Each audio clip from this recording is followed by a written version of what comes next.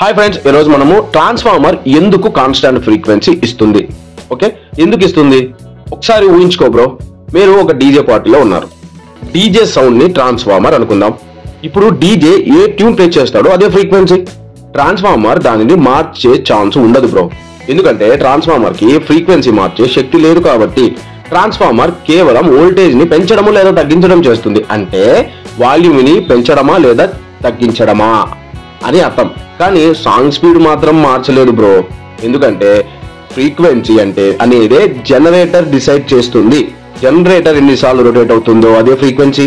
Transformer middle man లాంటిది bro. అంతే, నాకు ఎంత సౌండ్ ఇచ్చారో అదే స్పీడ్ తోనే పంపిస్తా అంతే. సో ఫైనల్ గా ట్రాన్స్ఫార్మర్ అనేది కాన్స్టాంట్ ఫ్రీక్వెన్సీ ఇస్తుంది. ఎందుకంటే దానికి సాంగ్ టెంపో మార్చే అథారిటీ లేదు కాబట్టి. ఓకే ఫ్రెండ్స్, ఇలాంటి వీడియోస్ మీకు నచ్చినట్టయితే లైక్ చేయండి, షేర్ చేయండి, కామెంట్ చేయండి. ఇలాంటి వీడియోస్ మీకు ఇంకా కావాలి అంటే సబ్స్క్రైబ్ చేసుకోవడం మాత్రం మర్చిపోతండి. Thank you. Hi hello friends, ఈ రోజు మనము 2 winding transformer and auto transformer గురించి తెలుసుకుందాం. సరేనా? హై బ్రో, ట్రాన్స్ఫార్మర్ అంటే ఏంటి? పవర్ ట్రాన్స్ఫర్ చేసే ఒక మాంత్రికుడు. కానీ auto transformer and 2 winding transformer అంటే ఏంటి? వీళ్ళిద్దరు కజిన్స్ లాంటి వాళ్ళు అన్నమాట. 2 వైండింగ్ ట్రాన్స్ఫార్మర్ అంటే ఏంటి? 2 సపరేట్ కాయిల్స్ ఉంటాయి. ఒకటి ప్రైమరీ అండ్ రెండోది సెకండరీ. ఇది స్కూల్ బస్ లాంటిది బ్రో. డ్రైవర్ ప్రైమరీలో ఉంటాడు, స్టూడెంట్స్ సెకండరీలో ఉంటారు. ఇద్దరు వేరు వేరు కంపార్ట్మెంట్ లో ఉంటారు, కానీ safety full.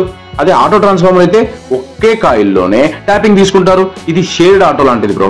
Driver and passenger okay seat మీద కూర్చుంటారు కాబట్టి కాపర్ తక్కువగా వాడతారు. ఇందులో ఎఫిషియన్సీ ఎక్కువ, కానీ ఐసోలేషన్ ఉండదు. సేఫ్టీ తక్కువ బ్రో.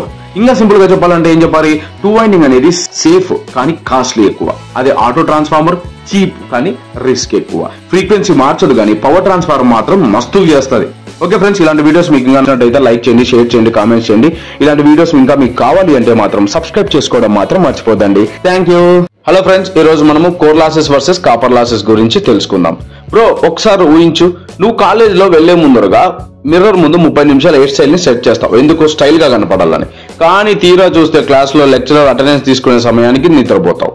దీన్ని కోర్ లాసెస్ అంటారు బ్రో. ఎప్పుడు ఉండే లాసే, కరెంటు ఉన్నా లేకున్నా జరుగుతుంది. ఇంకా నువ్వు ఎగ్జామ్ హాల్లో లాస్ట్ 10 మినిట్స్ మాత్రమే తెగ స్పీడ్ గా రాస్తావు. ఎలా అంటే చెమటలు కక్కుతూ చెయ్యి నొప్పించేంతగా ఎనర్జీ అంతా బర్న్ అయిపోతుంది కదా. దీన్నే కాపర్ లాసెస్ అంటారు.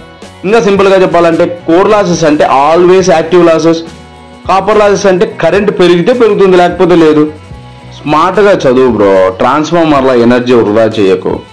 కాపర్ వర్సెస్ కోర్ లాసెస్ నువ్వే డిసైడ్ చేయ బ్రో ఎందులో ఉండాలనేది.